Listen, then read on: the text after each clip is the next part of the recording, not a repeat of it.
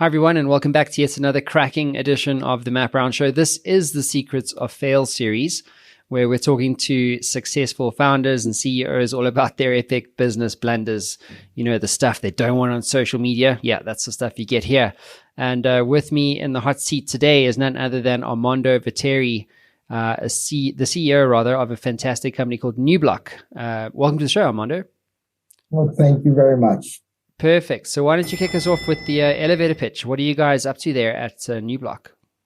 Sure. So Neubloc has existed for some 17 years. However, starting about 7 years ago, my CTO, who's a well-known guy in AI, encouraged us to think about the fact that this version of AI that was coming out was something really different.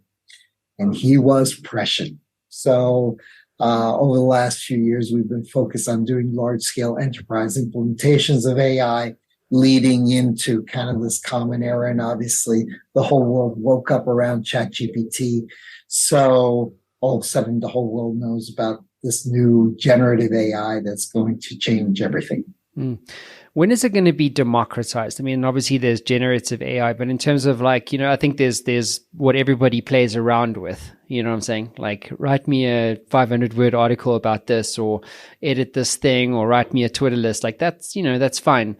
But for entrepreneurs and CEOs out there who want to develop and implement their own large language models, for instance, to solve very specific use cases that are important to them, at what point do you think that that's going to be democratized in the same way that ChatGPT is democratized in terms of access?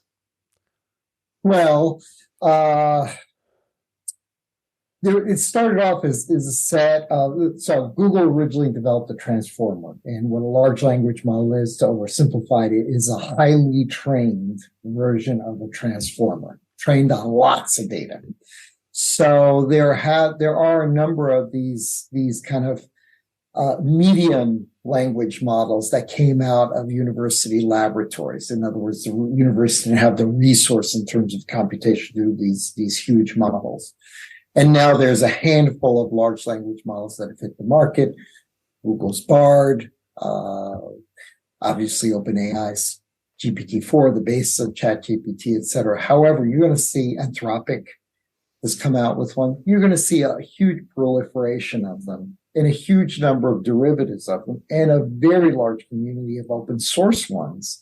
So I think what eventually happens is that there is, especially for businesses, there wind up being these derivative large language models that an enterprise takes in-house, winds up developing to be their own proprietary generative core, the brain of the operation, that winds up being the connective glue for all the various departments and functions of the company. So it's this evolves into a completely different model of what a business is. It is a collection of data with a series of correlations and a number of workflows all built around this singular generative core with a whole bunch of related AI tools and assistants. Mm-hmm. All stuff that's way above my pay grade. So what's interesting to see right now is that I'm old enough. I'm a bit older than you are. I'm old enough now to see multiple of kind of these generational waves. And it's always interesting to see who is going to be kind of the forward-thinking people and ahead of the game. Right. The companies that actually survive a transition, and the ones that are the laggards. And it never ceases to amaze me that even in the face of kind of obvious change, the laggards will still be entrenched in a former way of doing business. Yeah, absolutely. Well, look, let's get into the meat and the potatoes of this particular series. Armando, what is your story of fail for our audience around the world today? Well, for me, is early on in my career, so this is circa 2000, I had some early career successes, again, pointing out the fact that I'm much older than you are. And also, my best friend in the world had a similar series of early career successes. So between the piles of Ivy League and Harvard Business School and MIT degrees, we convince ourselves and early career successes, oh my God, we just got to be the smartest people we know. What two better people to start a company than the two of us?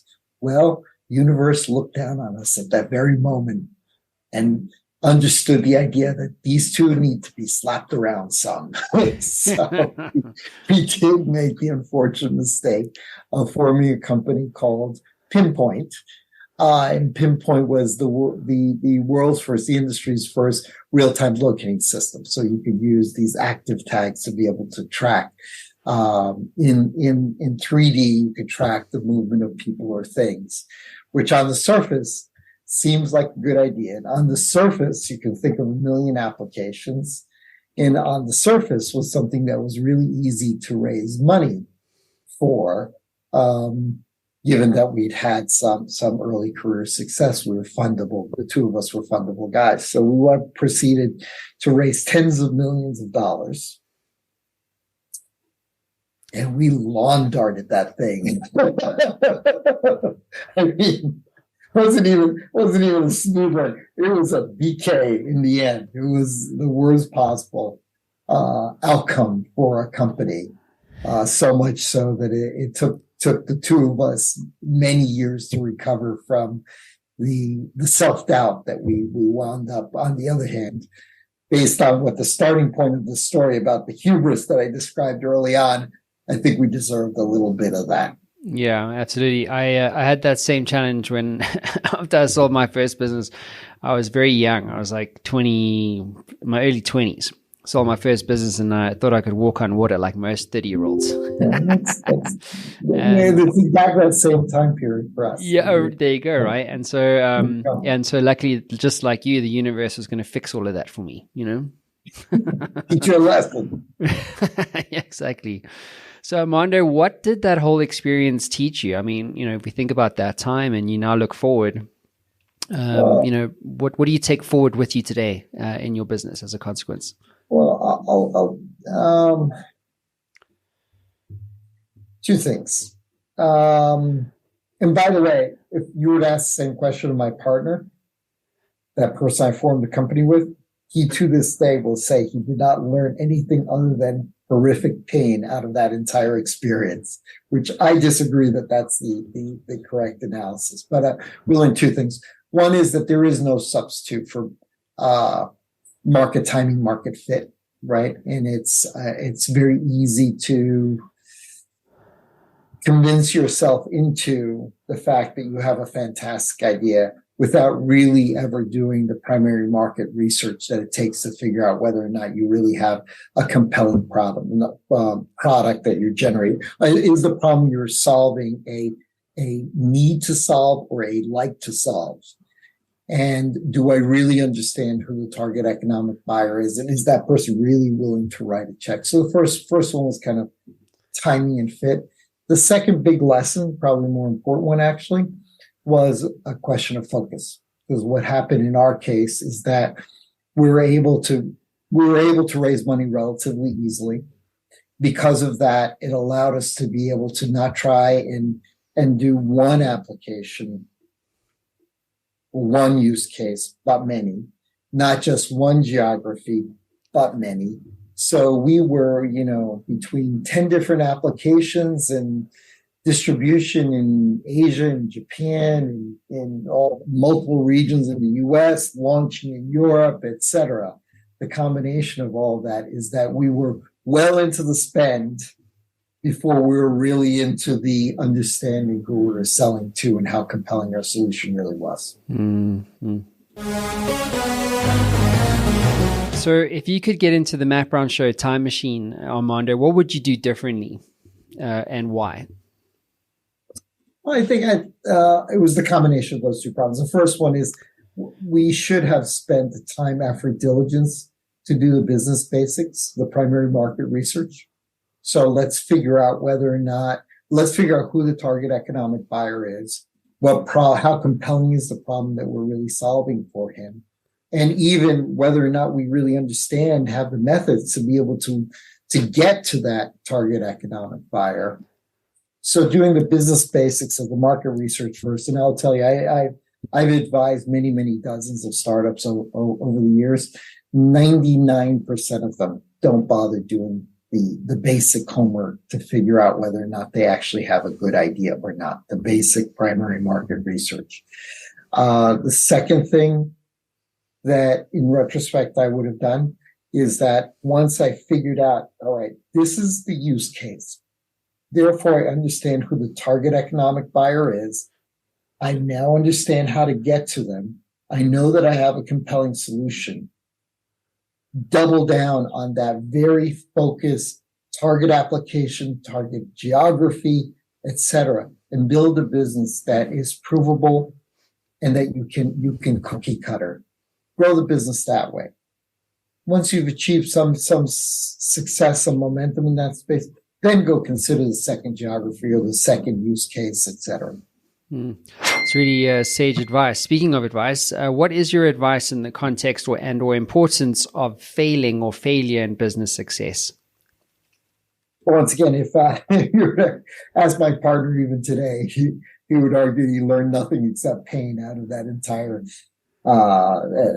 entire situation. However, for me, I think it is a question of approaching everything with a little bit more humility, not assuming that you know everything right from the start because you're so very smart or you've had some early success. Lots of time, early successes or late success for that matter are a question of market timing, question of luck.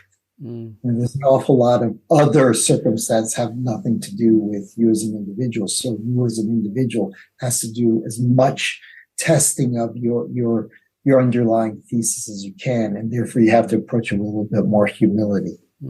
Yeah, absolutely. This is the universe's job, isn't it? So when you think about, I'm glad to see the universe had it out for more people than just me and my. Yeah, no, dude, I'm the guy. I'm the other guy. Everybody else never had it. It's the three of us. Yeah, exactly. So Armando, when you think about books, tools, and resources and things like that, do you recommend any? Like, does something come to mind for you as key resources or go-to books that you recommend? I wouldn't say I'm not a great believer in kind of these business guides, business books. Probably about the only one that stuck with me over many years has been Crossing the Chasm.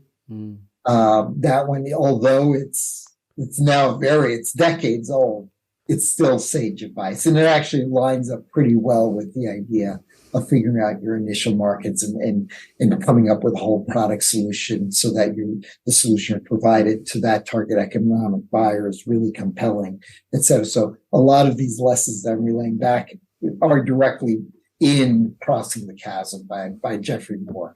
Having said that, what's more important than reading those million business advice books? Go for whatever company you're forming. Go surround yourself with some really good advisors. And I'm not talking about lawyers or accountants or service providers or whatever. Go find advisors that have actually, number one, sat in the big chair. They were the CEO, they're the founder of their company. Number two, that they've taken through the entire arc of that journey. So from startup through to an exit, and understands kind of all the various skills you need or experiences you need to have through the entire process. And I think, unfortunately, there are technology centers around the world where you can find good quantities of good quality of advisors, but it only exists in certain geographies. So certainly you can't throw a rock in Palo Alto without hitting 10 people that would have that description. Probably could do the same in Austin or Boston and increasingly in New York, right? But as you get into other geographies, it's hard to find that kind of very experienced advisor who's actually been through startup through exit. So unfortunately, what happens in many incubators, accelerators, the advisors are really people that are services suppliers. So they're an accountant or they're an attorney. They're going to represent themselves as being senior people, experienced people. But you know what? Accountant lawyer has never gone through the arc of startup through exit. They're the worst people to be asking advice of what it really takes to do one of these things.